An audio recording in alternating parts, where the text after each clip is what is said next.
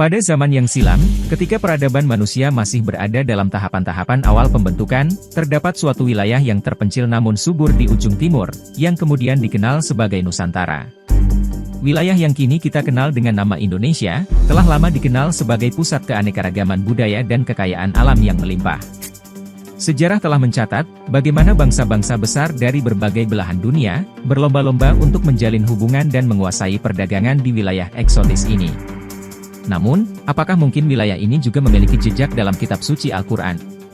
Seiring berjalannya waktu dan penelitian yang mendalam oleh para ulama dan sejarawan, terdapat interpretasi dan asumsi yang menarik, mengenai kemungkinan peninggungan terhadap Nusantara dalam ayat-ayat Al-Quran.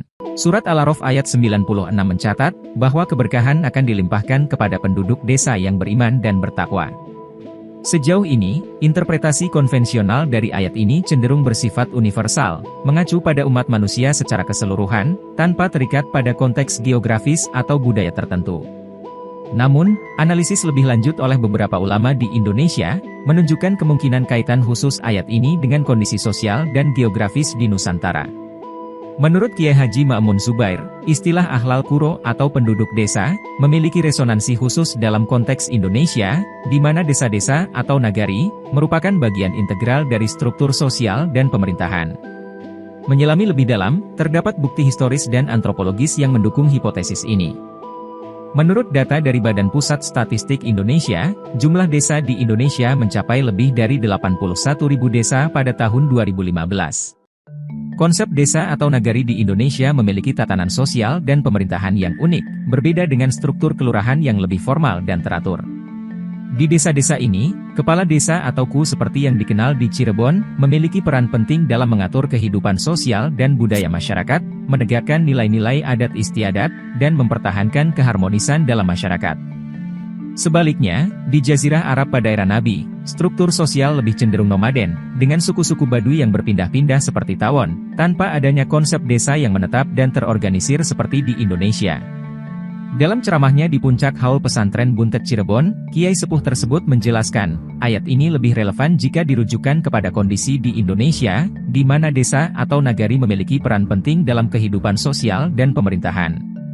Ini menandakan, bahwa ayat ini mungkin memiliki makna yang lebih luas dan konteks geografis yang lebih inklusif, mencakup wilayah di luar Jazirah Arab, seperti Indonesia. Pendekatan interpretatif Kiai Sepuh Ma'mun Zubair ini, membuka wacana menarik mengenai bagaimana ayat-ayat Al-Quran dapat diartikan dalam konteks sosial, budaya, dan geografis yang berbeda, dan bagaimana Indonesia memiliki tempat khusus dalam narasi keislaman ini. Seiring berjalannya waktu, peradaban di Nusantara terus berkembang, menciptakan tradisi dan kebudayaan yang kaya. Konsep desa atau nagari, yang menjadi ciri khas masyarakat Indonesia, juga memiliki akar yang mendalam dalam tradisi lokal. Desa-desa di Nusantara tidak hanya menjadi pusat kehidupan sosial, namun juga pusat pemerintahan lokal, yang memiliki otonomi dalam mengatur kehidupannya sendiri. Selanjutnya, konsep ini dapat diperkuat dengan mencermati Quran Surat Al-Insan ayat 5, yang menggambarkan minuman kafur, yang dianggap sebagai referensi terhadap komoditas ekspor dari Barus Sumatera. Sejak zaman dahulu, Barus terkenal sebagai pusat produksi dan perdagangan kapur barus atau kafur, yang memiliki nilai ekonomi dan medis tinggi. Menurut budayawan Nurholis Majid, terdapat indikasi kuat, bahwa perdagangan antara Arab dan Nusantara, termasuk komoditas kapur barus, telah terjadi sejak zaman kuno. Melalui kajian historis dan interpretasi tekstual, kita dapat melihat bagaimana budaya dan peradaban Indonesia, mungkin memiliki refleksi dalam ayat-ayat Al-Quran. Hadits yang mengatakan, tuntutlah ilmu walau di negeri Shin, menjadi salah satu poin diskusi yang menarik dalam konteks pencarian ilmu, dan kaitannya dengan Nusantara. Terdapat berbagai interpretasi, mengenai apa dan di mana negeri Shin yang dimaksud dalam hadits ini. Beberapa ulama dan sejarawan berpendapat, bahwa Shin merujuk pada Cina, namun ada juga yang berpendapat bahwa Shin merujuk pada daerah lain. Di abad ke-7, di mana ketika Nabi Muhammad menyarankan para sahabatnya untuk belajar ke negeri Shin, dunia tengah memasuki zaman yang penuh dengan pergolakan dan ketidakstabilan. Eropa, tenggelam dalam kekacauan pasca Romawi, di mana struktur politik dan ekonomi berantakan, pendidikan dan kemajuan ilmu pengetahuan terhenti, serta kehidupan sehari-hari rakyat penuh dengan kesulitan. Sementara itu benua Amerika, khususnya Amerika Utara dan Selatan, dihuni oleh berbagai suku asli yang tengah berseteru untuk merebutkan kekuasaan dan wilayah. Kemudian Afrika dan Semenanjung Arab, juga memiliki tantangan mereka sendiri. Di Afrika, masyarakat masih dalam taraf nomaden, dan berpindah-pindah mencari tempat yang lebih baik untuk hidup.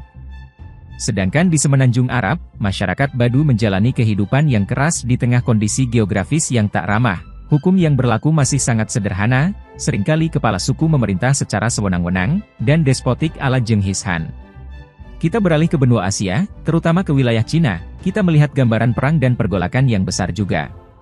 Perang antara 5 dinasti besar, telah menyebabkan kehancuran dan penderitaan bagi rakyatnya, membuat kemajuan dan stabilitas menjadi sesuatu yang sulit dicapai.